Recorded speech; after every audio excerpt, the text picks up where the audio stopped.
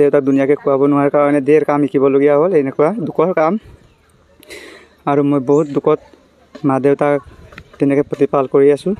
মই 14 চনৰ পৰা এইটো কাম কৰি, আৰু আগতে অলপ ভয় খাইছিলোঁ, হ'লে এতিয়া মই ভয় নাইকিয়া হ'লে কষ্টটো বেছি হয়।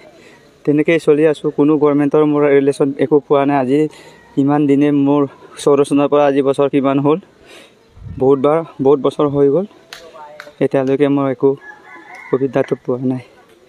পঢ়া তেনেকৈ পৰিয়ালটো খুৱাই দীঘল ডাঙৰ কৰি।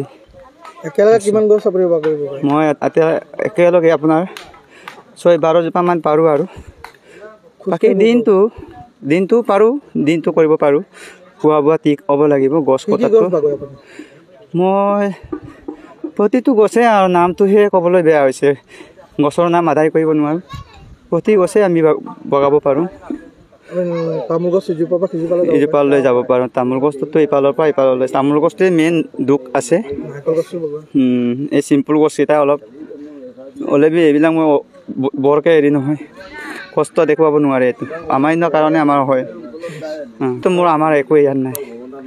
ভয় ভাৱটো ক'ত থাকিলেকে বুজিব নোৱাৰিলোঁ। আমি এইবোৰ ভয়টো লাগিলে আমি এইটো কামত নোসোমাওঁ। বহুত কষ্ট কৰে। 2014 চনৰ পৰা কষ্ট কৰিয়ে খাই আছোঁ। ময়ো লগতে থাকোঁ, মোৰো অকণমান কৰোঁ বাৰু, নকৰোঁ নহয়। বেচাই কৰে দিনটোত 6জোপা 7জোপা, 15-20 পালেও যেনে বগাব পাৰে, দৌৰিবও পাৰে দেই। কি নাম দিছে তোমালোকে? আমি স্পাইডাৰমেন বুলি, আমি স্পাইডাৰ কাপোৰেই পিন্ধি আছোঁ এতিয়া, স্পাইডাৰমেনৰ নিচিনাকৈ।